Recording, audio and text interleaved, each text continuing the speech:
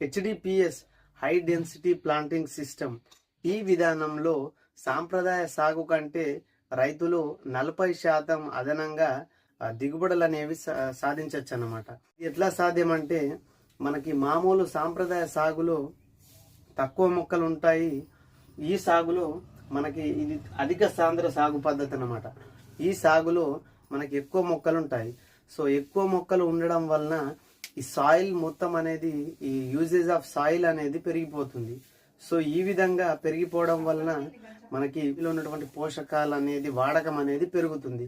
So ఇది మనకి ప్రాక్టికల్గా ఎట్లా వర్కౌట్ అవుతుంది అనే దాని గురించి నేను మీకు డీటెయిల్డ్గా అయితే వివరిస్తాను.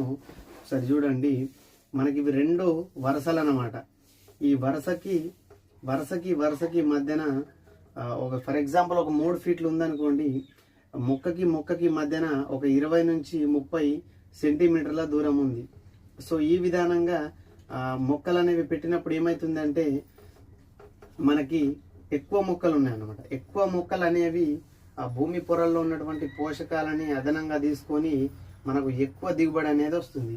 అయితే కానీ చాలా మంది రైతులు ఎక్కడ నష్టపోతున్నారంటే మనకి విపరీతమైనటువంటి ఎరువులు వేసి ఈ విధానంలో జిబ్బుగా పెంచేస్తున్నారనమాట. మొక్కలు అనేవి గ్రోత్ అనేది ఎక్కువగా పెంచేస్తున్నారనమాట.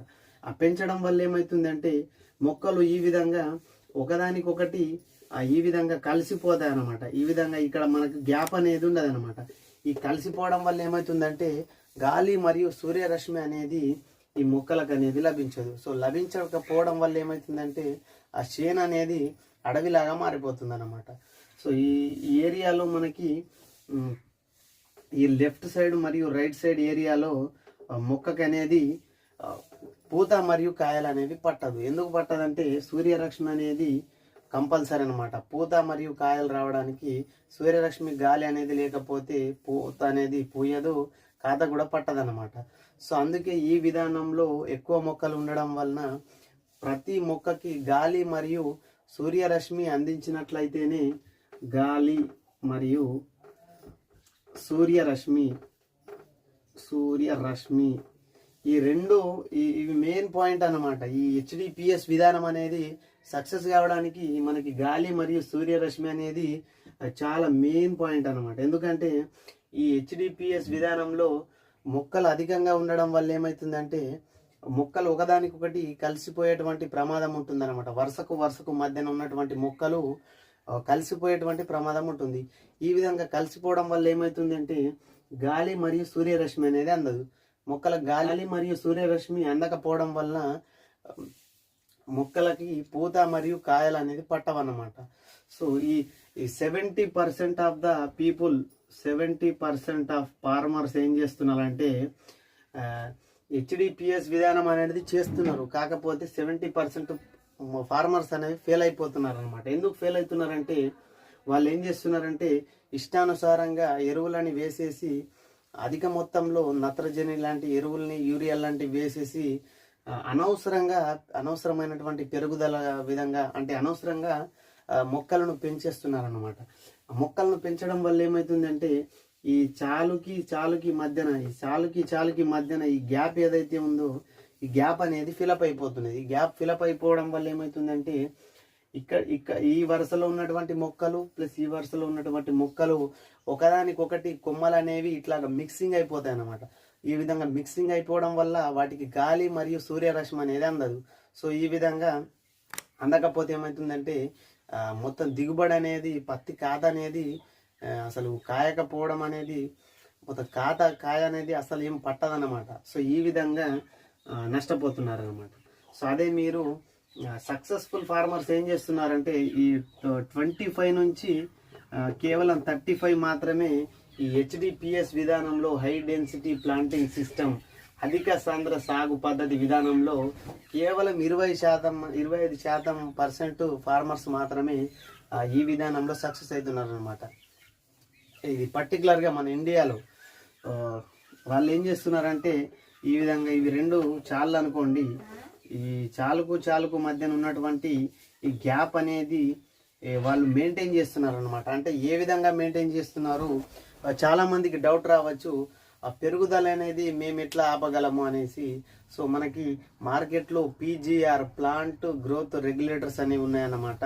సో వాటిని స్ప్రే చేసి 40 నుంచి 45 రోజుల సమయంలో మొక్క 4 నుంచి 4.5 ఫీట్లు పెరిగినప్పుడు మొక్కని గ్రోత్ అనేది ఆపేసినట్లయితే, అంటే ఒక నిర్దిష్టమైనటువంటి డోస్తో స్ప్రే చేసి ఆపేసినట్లయితేనే మొక్కలు అనేవి ఒక నిర్దిష్టమైనటువంటి పెరుగుదలని తీసుకొని ఆ పెరుగుదలలోనే వాటి యొక్క సూర్యరశ్మి మరియు గాలి అనేది సమకూర్చుకొని రైతులు ఈ విధానంలో సక్సెస్ అవుతారనమాట.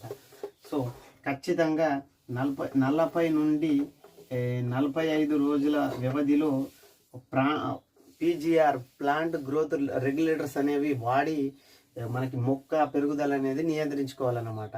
సో ఇది ఎప్పుడైతే మొక్క పెరుగుదల అనేది రైతులు నియంత్రించుకుంటారో ఆల్మోస్ట్ 70% వాళ్ళు ఈ విధానంలో సక్సెస్ అయిపోయినట్లే. ఇంకా సెకండ్ పాయింట్ వచ్చేసి, మొక్కలు పూత రాలే సమయంలో నాఫ్థలిన్ అసిటిక్ ఇలాంటివి స్ప్రే చేసినట్లయితే ఆ ఎంజైమ్ల అసమతుల్యత అనేది దెబ్బతినకుండా, ఉష్ణోగ్రతలు ఎక్కువైనా ఉష్ణోగ్రతలు తక్కువైనప్పటికీ కూడా పత్తి యొక్క స్వభావం ఏంటంటే పూత అనేది రాలిపోవడం కాబట్టి, సో ఇట్లాంటి యాసిడ్లను వాడుకున్నట్లయితే మంచి పూత అనేది పట్టి కాయలుగా మారడానికి అవకాశం ఉంటుంది. సో తద్వారా మంచి దిగుబడులు అనేవి ఆశిస్తాయి అన్నమాట. సో అంతేకాకుండా మనకి చాలా మంది రైతులు తలలు అనేవి తుంచడం లేదన్నమాట.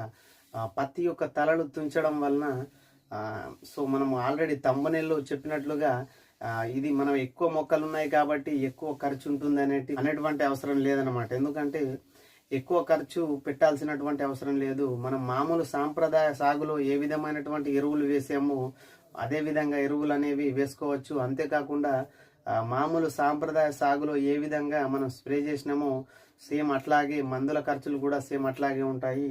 సో ఇంకా ఈ విధానంలో మనకి వరుసకి మనకి మొక్కకి మధ్య దూరం తక్కువగా ఉంటుంది కాబట్టి మొక్కల కింద మనకి కలుపు అనేది కూడా ఎక్కువగా రాదు కాబట్టి, సో కలుపు ఖర్చులు కూడా కొంచెం తగ్గేటువంటి అవకాశం అయితే ఈ విధానంలో ఉంటుంది. సో అంతేకాకుండా ఈ మొక్కల తలను కనుక తుంచినట్లయితే మొక్కల శాఖీయ పెరుగుదల అనేది తగ్గిపోయి కాయలుగా మారడానికైతే అవకాశం అయితే ఉంటుంది కాబట్టి, సో ఖచ్చితంగా రైతులు మొక్కలు 15 నుంచి 16 పక్క కొమ్మలు వచ్చినప్పుడు ఖచ్చితంగా తలలు తుంచేసి మంచి సైజు కాయలు వచ్చి పూత అనేది నిలవడానికైతే ఈ విధానంలో అవకాశం ఉంటుంది కాబట్టి, సో ఖచ్చితంగా తలలు అనేది తుంచాల్సినటువంటి అవసరం ఉంటుంది. సో అట్లాగే ఈ విధానం అనేది బ్రెజిల్, చైనా లాంటి దేశాల్లో కూడా ఎప్పటి నుంచో అవలంబిస్తున్నారు కాబట్టి, సో మంచి సక్సెస్ రేట్ అనేది మనకి బ్రెజిల్ మరియు చైనా లాంటి దేశాల్లో అయితే ఈ విధానం సక్సెస్ రేట్ అనేది 80 to 90% అయితే ఉంది. సో మన ఇండియాకు వచ్చేసరికి కేవలం 100% ఫార్మర్స్లో కేవలం 20% మంది మాత్రమే ఈ అధిక సాంద్ర సాగు పద్ధతి విధానంలో సక్సెస్ అవుతున్నారన్నమాట. సో ఖచ్చితంగా మనం డిస్కస్ చేసినటువంటి పాయింట్స్ అయితే ప్రతి ఒక్క రైతులు పాటించి అధిక దిగుబడులు సాధించాలని కోరుకుంటున్నాను. మీరు కనుక మొదటిసారి మన ఛానల్ని చూస్తున్నట్లయితే మన ఛానల్ని సబ్స్క్రైబ్ చేసుకోండి. ఈ వీడియోని తోటి రైతులకి షేర్ చేయండి. వీడియో కనుక నచ్చితే లైక్ చేయండి. Thank you for watching. జై హింద్.